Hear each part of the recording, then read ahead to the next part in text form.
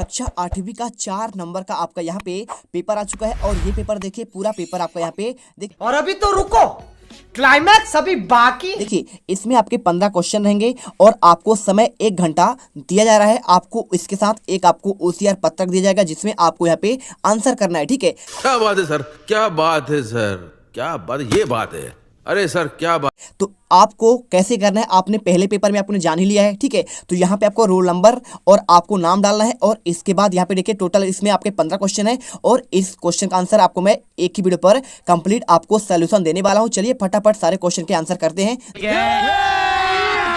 अभी मजा आएगा ना भिड़ो। देखिए सबसे पहले बात करें तो आपको यहाँ पे पहला क्वेश्चन लिखा है हमें अपने दिव्यांग साथियों को क्या करना चाहिए। पहला आपका सहयोग लिखा है, दूसरा आपका मजाक करना, तीसरा आपका यहाँ पे असहयोग और चौथा आपका कुछ नहीं करना। तो प्यारे रसगुल्लो यहाँ पे फ्री फायर लवर्स आपका राइट आंसर हमें अपने दिव्यांग साथियों के साथ क्या करना चाहिए, उनका हमेशा सहयोग करना चाहिए, क्या करना चाहिए, उनकी मदद करनी चाहिए। आपको यहाँ पे ये चीजें आपको याद करके रखना है। और इसके बाद देखिए सेकेंड क्वेश्चन लिखा है वृक्षारोपण से, सेकेंड क्वेश्चन वृक्षारोपण से पहला पर्यावरण समृद्ध होगा, पर्यावरण प्रदूषण कम होगा, जीव जंतु का पोषण होगा या फिर आपका उपयुक्त सभी होगा। देखिए तो वृक्षारोपण करेंगे तो साथ में आपका पर्यावरण आपका जो इन्वायरमेंट है उसका आपका यहाँ पे समृद्ध तो होगा ही। ठीक है, पेड़ पौधे बढ़ेंगे, आपको यहाँ पे चारों ओर हरियाली होगी, साथ में आपको ऑक्सीजन मिलेगा और साथ में क्या करते हैं पेड़ पौधे प्रदूषण भी आप कम करते हैं, साथ में जीव जंतु का पोषण करते हैं। यहाँ पे आपके जो जानवर होते हैं ये पत्तियों को खाकर यहाँ पे अपना भोजन या जीवन यापन करते हैं। तो राइट आंसर आपको यहाँ पे द नंबर उपयुक्त सभी लगा देना है। ठीक है,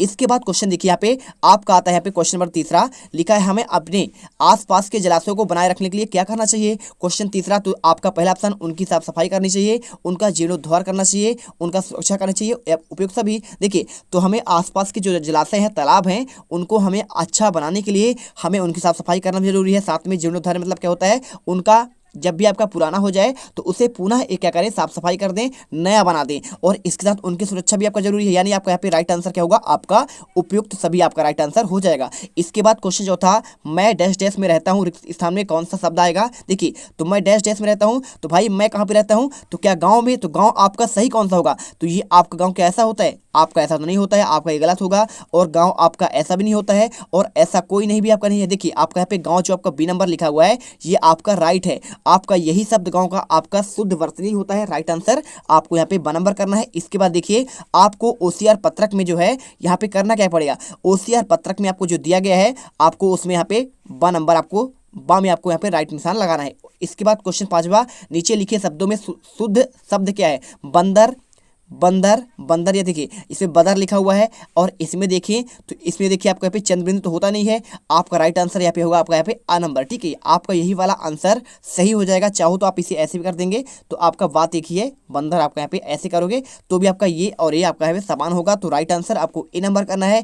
इसके बाद क्वेश्चन 6 नंबर देखिए गंदगी डैश डैश बीमारियों फैलने का डर रहता है, रिक्त स्थान में कौन सा शब्द आएगा, क्या आएगा, पर आएगा, से आएगा, फिर कोई नहीं। देखिए तो गंदगी, गंदगी से क्या होता है, देखिए आपको यहाँ पे से लिखना पड़ेगा। तो गंदगी से बीमारियों के फैलने का डर रहता है, राइट आंसर होगा। ना तो आपका यहाँ पे किया आएगा ना तो आपका यहाँ पे पर आएगा। ठीक है, इसके बाद क्वेश्चन देखिए आपको 7वां माता डैश डैश पिता दोनों घूमने गए थे, रिक्त स्थान में कौन सा शब्द आएगा। तो आपको इसमें आंसर देखिए क्या लिखना है, देखिए माता और पिता क्या आएगा, हमेशा माता और पिता दोनों घूमने गए थे, आपका यहाँ पे राइट होगा। ना तो आपका ताकि होगा, ना तो आपका यहाँ पे इसलिए, ना तो आपका क्योंकि होगा। चलिए इसके बाद वीडियो अच्छे लगे वीडियो को लाइक करिए। इसके बाद क्वेश्चन नंबर आपका देखिए 8वां चक्री ताल गाय और शब्दों का शब्द को देखने में आपका क्रम क्या होगा। देखिए इनके क्रम की बात कर रहा है तो क्रम देखिए जो आपका का नंबर का होगा आपका पहले आएगा, खा आपका बाद में आएगा, उसके बाद फिर गा आएगा। तो आपको यहाँ पे पुनः आपको वर्णक्रम के आधार पर आपको करना है, सबके लास्ट में आपका क्या आएगा, है ना। और देखिए अब इसमें देखेंगे तो चा आपका यहाँ पे चा, तो चा के पहले क्या आता है, आपका गा आता है। यानी आपका जिसमें आपका गाय होगा वो आपका पहले आएगा। ठीक है, तो गाय पहले आएगा, गा के बाद आपका यहाँ पे चा आता है और चा के बाद आपका ता आता है। तो आपका राइट आंसर आपका यहाँ पे सा नंबर होगा। ना तो आपको यहाँ पे देखिए ता तो आपका चकरी, आपका चकरी के पहले आपका गाय आता है और ताल के पहले आपका यहाँ पे गाय आता है और ताल के पहले देखिए आपका यहाँ पे गाय आता है। यानी आपका यहाँ पे ये सारे क्रम गलत है, लेकिन आपका सा नंबर आपका राइट हो जाएगा। इसके बाद देखिए चित्र बनाने का कार्य करने वाले चित्रकार कहते हैं, तो मूर्ति बनाने वाले को क्या कहते हैं। अब देखिए पूछा है कि मूर्ति बनाने वाले को क्या कहते हैं छात्रों। तो यहाँ पे देखो यदि आप यहाँ पे टॉपर्स बनना चाहते हैं तो आप इसका जवाब दीजिए क्या हो जाएगा। देखिए जो मूर्ति बनाता है उसे कहते हैं मूर्तिकार कहते हैं, क्या कहते हैं, स्कल्पचर कहते हैं इंग्लिश में। और इसके बाद बात करें यहाँ पे देखिए अगला क्वेश्चन 10वां तुम dash dash Mirabai dash dash नाम सुना होगा, तो वह कृष्ण भक्ति डैश डैश लीन रहती है। देखिए पहले वाले में तुमने क्या ने, यहाँ पे लिखना पड़ेगा तुमने, आप यहाँ पे लिख दीजिए तुमने मीराबाई का, अब यहाँ पे लिखिए का, ठीक है, मीराबाई का नाम सुना होगा तो वह कृष्ण भक्ति में, ठीक है, तो मैं बिली नथी। देखिए पहले वाले आपको ने आपका इसमें है और इसके बाद का भी इसमें है आपको बीच वाले में, और लास्ट में आपका माँ है, यानी आपका इसमें राइट आंसर क्या हो जाएगा, आपका यहाँ पे ब नंबर होगा, ना तो आपका यहाँ पे आ भी नहीं होगा और ना तो आपका यहाँ पे ये होगा, ना तो आपका यहाँ पे कोई नहीं होगा। इसके बाद देखिए आपको एक गद्यांश और लिखा है, गद्यांश को पढ़िए और इसके बाद आपको यहाँ पे आंसर देना है। भगत सिंह भारत के एक महान स्वतंत्रता सेनानी और क्रांतिकारी थे। भगत सिंह का जन्म 28 सितंबर 1907 को पंजाब जिला लायलपुर बंगा में हुआ था और भगत सिंह के माता का नाम सरदार किशन सिंह, ठीक, पिता का नाम, ठीक है, और इनके माता का नाम विद्यावती कौर था। भगत सिंह 14 वर्ष की आयु में पंजाब की क्रांतिकारी संस्थाओं में कार्य करने लगे थे और भगत सिंह को हिंदी, उर्दू, पंजाबी और अंग्रेजी के अलावा यहाँ पे बंगाली भाषा भी आती थी। देखिए उनको उर्दू भी आता था, पंजाबी आता था, साथ में यहाँ पे अंग्रेजी भी आता था और बंगला भी आता था। भगत सिंह के देश की आज़ादी के लिए शक्तिशाली ब्रिटिश सरकार को मुकाबला किया और भगत सिंह का इंकलाब जिंदाबाद का नारा था और भगत सिंह ने देश की आज़ादी के संघर्ष में ऐसे रखे कि पूरा जीवन ही देश को समर्पित कर दिया। अब इसके आधार पर आपको आंसर देना है,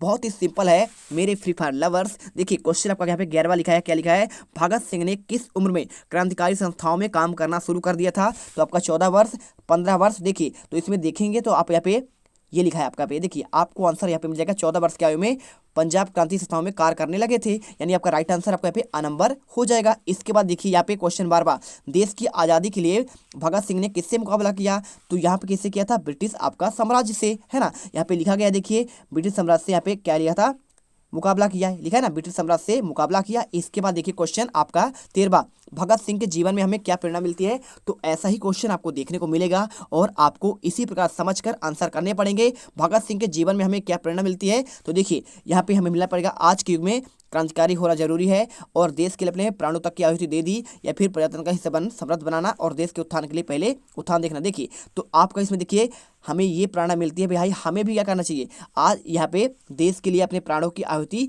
दे दीजिए। यदि देश की बात आए तो आपको सबसे आगे खड़े होना है, ठीक है। इसके बाद देखिए यहाँ पे एक कहानी लिखा है, कहानी में क्या लिखा है, एक जंगल में बरगद का पेड़ था और उस पेड़ के नीचे एक घोंसला बनाकर चिड़िया रहती थी, है ना, तो यहाँ पे जहाँ पे अंडे रखे थे उस पेड़ पर नीचे एक जंगली मुर्गी ने भी अंडे दे रखे थे, ठीक है, और उस दिन चील के अंडों में से एक अंडा गिरा, किसके, चील था, ठीक है, तो चील का घोंसला बना हुआ था, चिड़िया का नहीं था, चील का था, तो यहाँ पे उसका अंडा नीचे गिरा और मुर्गी के अंडे में जाकर मिल गया और समय बीता, अंडा फूटा तो चील का बच्चा देखिए क्या होगा भाई, मुर्गी जब नीचे तो आपका मुर्गी का था तो मुर्गी के अंडे में यहाँ पे चील का अंडा मिल गया, तो वहाँ पे आपका क्या है, चील निकलेगा, तो बड़ा हुआ तो एक मुर्गी है ना, तो वो जब बड़ा हुआ सोचने लगा कि मैं तो वो मुर्गी के बाकी बच्चों के साथ बड़ा हुआ और उतने कामों करता रहा और जिसमें एक मुर्गी करती है, ठीक है, तो मुर्गी बड़े हुए, वो भी आपका चील का भी बड़ा हुआ और मुर्गी की तरह वो भी आपका कुड़कुड़ाता, जमीन पर खोद कर दाने चुगता और ऊंचा उड़ जाता और एक मुर्गी उड़ती है, वैसे ही करता। एक दिन आसमान में एक चील को देखा जो बड़ी शान से उड़ रही थी, उसने मुर्गी से पूछा कि उस चिड़िया का क्या नाम है,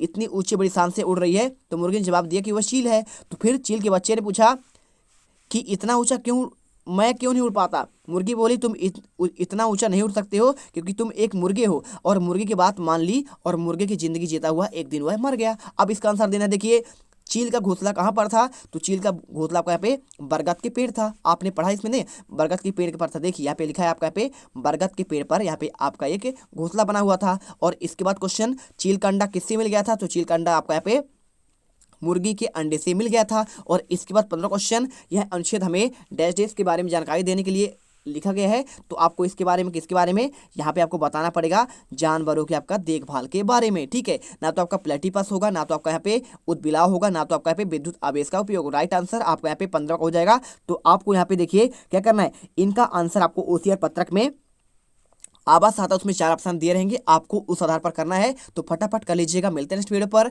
जय हिंद, जय भारत। वीडियो अच्छी लगे हो वीडियो को दिल से लाइक करें, चैनल को सब्सक्राइब करें, तभी आप टॉपर 1 पाएंगे। तुम लोग गलती से अगर नए हो तो सब्सक्राइब करो, वो जो लाल वाला बटन है उस पर अपने जीजा जी फेंक के मारो या फूफा जी, मुझे नहीं पता, बस क्लिक हो जाना चाहिए। अब मैं भी जा रहा हूं, मुझे मुठिया पेलने जाना है। बाय। वो है